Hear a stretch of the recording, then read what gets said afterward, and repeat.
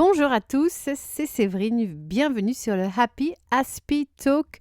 Tout d'abord, je vous souhaite une très belle année 2026. On va voir ensemble 3 points essentiels pour passer une année constructive et positive. C'est le fruit de nombreuses années d'expérience dans le domaine et j'avais envie de partager ça avec vous. Alors sinon, je voulais préciser une petite chose. Certains d'entre vous ont peut-être été étonnés de voir que j'ai fait un podcast en anglais concernant Rachel Brathen. Et pourquoi j'ai fait ce podcast? Alors, si vous n'êtes pas anglophone, vous n'avez peut-être rien compris à mon podcast. Je ne sais pas du coup tout s'il y a les traductions. Mais en fait, c'est tout simplement parce que c'est une influenceuse que j'ai suivie pendant des années et qui, comment vous dire, qui un petit peu mal tournée dans le sens où, voilà, je trouve qu'elle était très narcissique et très, finalement, qu'elle entraînait un petit peu ses followers sur une mauvaise pente. Et c'est pour ça que j'avais envie d'expliquer, voilà, euh, pourquoi c'était pas une personne à suivre. Et j'expliquais aussi qu'elle m'avait bloquée, alors qu'en fait, j'envoyais que des messages plutôt positifs et constructifs. Voilà, donc vous n'êtes pas obligé si vous êtes, voilà, c'est une influenceuse dans le monde du yoga, tout ça. Voilà, et je referai certainement d'autres podcasts sur elle en anglais, mais je ferai aussi toujours mes podcasts en français pour vous aider à avancer dans votre vie au niveau de la santé mentale, physique, émotionnelle, au niveau du TDAH et de tout ce qui me paraîtra important de partager avec vous parce que vous savez que voilà, moi j'ai pas de tabou. Je pense que voilà, on est là pour parler de tout.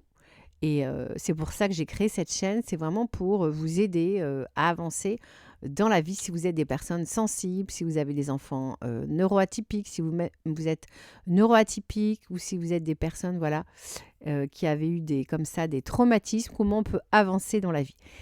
Alors, comment faire pour passer une année 2026 constructive et positive? Et je vais vous donner toute mon expérience parce que j'ai eu une année 2015 et 2014 2024 et 2025 vraiment éprouvantes sur tous les plans, physiques, émotionnels, psychiques, au niveau familial, voilà, au niveau conjugal. Ça a vraiment été très très dur et je vais vous donner ce qui m'a permis de tenir parce que littéralement, j'aurais pu finir en dépression, vraiment être à ramasser la petite cuillère, etc. Alors, la première chose qu'il faut faire si on veut traverser 2026 de manière positive et constructive, eh bien, c'est de prendre soin de sa santé. C'est-à-dire qu'il faut vraiment manger équilibré. Il faut manger des fruits et des légumes, il faut manger de la viande, c'est-à-dire qu'il ne faut pas se priver de viande, ne succombez pas à cette mode du régime vegan qui est extrêmement dangereux pour la santé. Donc, il faut manger de la viande. Alors, selon les goûts, vous n'êtes pas forcément obligé d'en manger tous les jours, mais enfin, il faut en manger quand même 2 ou 3 fois par semaine. On mange évidemment une viande plutôt maigre. On peut se faire plaisir au fait, mais plutôt, voilà, l'exemple du steak haché à 5%. Voilà, de la volaille. Il faut manger des œufs. C'est très important pour la santé, les œufs, parce que ça contient toute la chaîne des acides aminés. On mange aussi des féculents. En fait, il faut manger équilibré et il faut manger des choses les plus naturelles possibles. Donc, on évite d'acheter des préparations toutes faites. À part beaucoup de légumes, ça, en général, c'est bien fait, mais il faut toujours vérifier. Les soupes, en général, c'est pas mal aussi. Mais les plats préparés tous en un avec viande, légumes, tout ça, c'est rarement très équilibré. Donc, faites les choses vous-même. Ça prend pas beaucoup de temps, hein, franchement, de faire cuire des légumes, un petit peu de riz ou un peu de pâtes. Ça prend vraiment pas beaucoup de temps. Je vous le dis d'autant plus que, voilà, moi, je suis pas du tout une grande cuisinière. Voilà, donc très important ce qu'on mange. Donc on évite évidemment tout ce qui est junk food, on évite tout ce qui est produits industriels ultra transformés. Donc regardez quand vous achetez quelque chose, le nombre d'ingrédients. Si vous voyez un nombre d'ingrédients hallucinant, ben alors vous fuyez directement. Et puis évidemment, on bouge parce que la santé, la santé physique, ça passe par le fait de bouger. Alors on n'est pas obligé de faire un sport, mais en tout cas, on bouge au moins 30 minutes par jour. Donc, on marche, on fait du ménage, on fait du vélo, on nage, fait ce que vous voulez. Mais il faut bouger. Voilà. Donc, moi-même qui suis malade, très malade même, je m'astreins. Vous voyez, aujourd'hui, il fait froid, mais je suis quand même sortie. Bouger. Donc, en fait, on bouge, très important, parce que Excusez-moi, j'ai un petit éternuement. On bouge parce que plus on bouge, plus on entraîne son système immunitaire. Alors moi, ce que je fais, c'est que je nage. Et la natation, c'est excellent pour travailler le système cardiovasculaire, pour les poumons. Donc voilà, essayez de trouver l'activité physique qui vous convient. Et puis on fait ça tous les jours. On se motive. Ensuite, ce qui est très important après s'occuper de son corps, c'est on va s'occuper de son mental. Donc, on fait le tri dans ses relations. Moi, en tant qu'aspi, j'avais beaucoup de mal à me rendre compte que parfois, j'étais dans des relations qui ne m'apportaient rien, qui au contraire me stressaient, ou des relations où peut-être c'était toujours moi qui donnais, j'avais rien en retour. Donc, essayez voilà, de faire le tri dans vos relations et de vous entourer de personnes qui sont positives et qui ne sont pas toujours en train d'attendre des choses de vous et puis qui ne sont jamais là pour vous. Donc, c'est vraiment important. Entourez-vous de personnes qui sont à votre écoute, qui sont positives. Très important.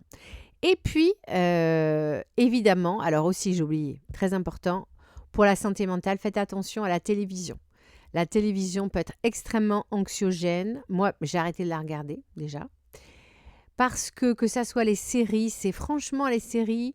Je peux vous dire que moi, j'étais une grande fan de séries. Enfin, je vais vous en donner quelques-unes. J'étais fan de Friends, d'Urgence. J'ai regardé Prison Break. Enfin bon. Et puis, vous voyez, la dernière dont je vous parle, Prison Break, c'était une série quand même extrêmement malsaine, puisqu'elle se passait en prison. Donc, en fait, on avait tout le temps des histoires de prisonniers, de criminels. On avait un pédophile. Enfin, mais en fait, ces séries, elles sont super bien faites. C'est-à-dire qu'elles sont faites pour vous tenir scotché. Mais moi, je sortais de ces séries. J'ai mis beaucoup de temps à me rendre compte qu'elles me plombaient mon moral, ces séries, en fait.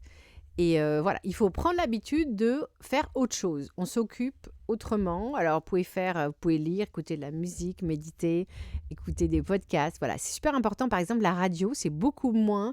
La radio, on écoute, on n'a pas d'image aussi. Parce que le fait d'être bombardé par des images aussi, au bout d'un moment, c'est fatigant. Donc, attention à la télé. Les séries, moi, franchement, j'en connais très peu qui sont correctes.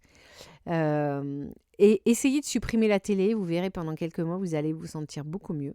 Les réseaux sociaux, vraiment avec modération. Vous voyez, moi, je n'hésite pas à m'absenter. Vous voyez, sur ma chaîne, je m'absente souvent, enfin même à chaque vacances. Il faut vraiment, vraiment relâcher. Voilà, les réseaux sociaux, pareil, avec modération. Maintenant, le troisième point dont on parle jamais, quand on parle de voilà des choses qui ont les bonnes résolutions, c'est son âme. Prendre soin de son âme, c'est-à-dire de sa vie spirituelle. Où est-ce que vous en êtes de votre croyance? Est-ce que vous croyez en Dieu? Est-ce que vous avez une religion? Est-ce que vous croyez en une vie après la mort? Je pense que c'est vraiment important de se poser ces questions et de développer sa vie spirituelle parce que nous sommes des êtres tridimensionnels. Nous sommes un corps, un mental, mais aussi nous sommes une âme. Et on est dans un monde qui voudrait, voilà, on est dans un pays athée qui voudrait faire croire que Dieu n'existe pas. Et en fait, bien sûr que Dieu existe et il y a plein de preuves de ça. Donc moi, je vous conseille vraiment d'explorer votre relation à Dieu. Et puis, pour ceux qui ne savent pas où chercher, qui sont ouverts, moi je suis catholique, donc je vous invite à découvrir le Dieu d'amour, Jésus. Voilà, il est mort pour nous sur la croix, il s'est sacrifié. C'est un Dieu en fait qui est descendu du ciel, qui s'est incarné en être humain, en tout petit bébé. Et c'est pour ça qu'on fête Noël.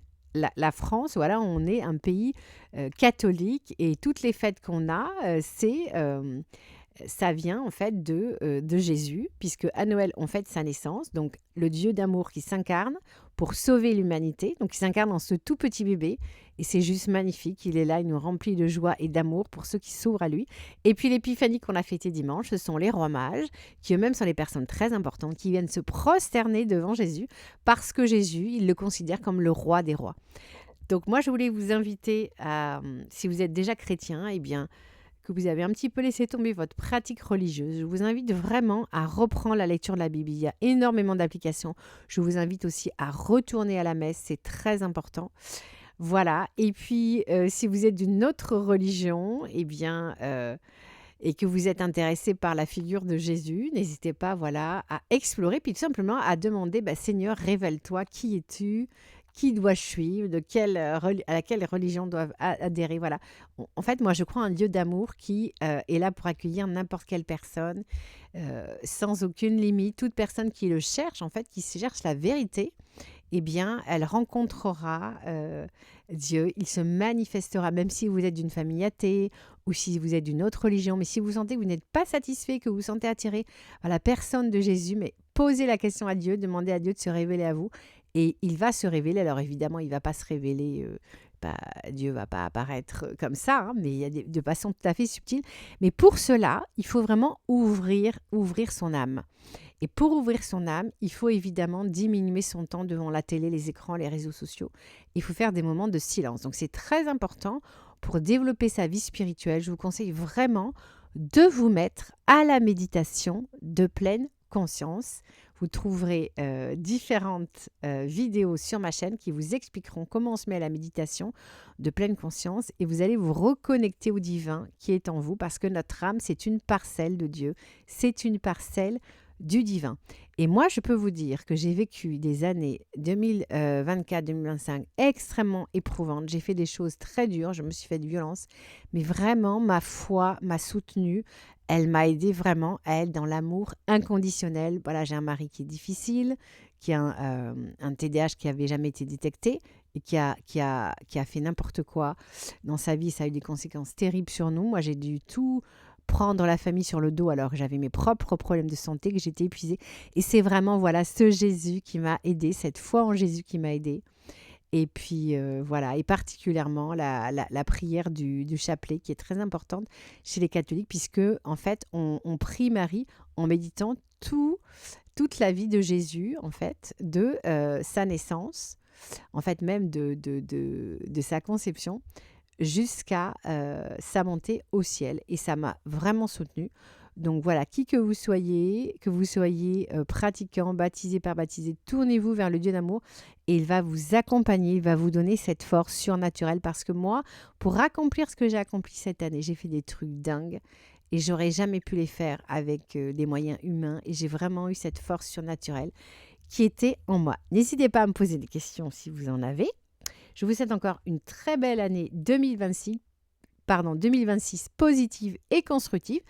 Et on se retrouve très bientôt pour un nouveau podcast très utile qui va vous aider dans votre quotidien. À très bientôt. Ciao.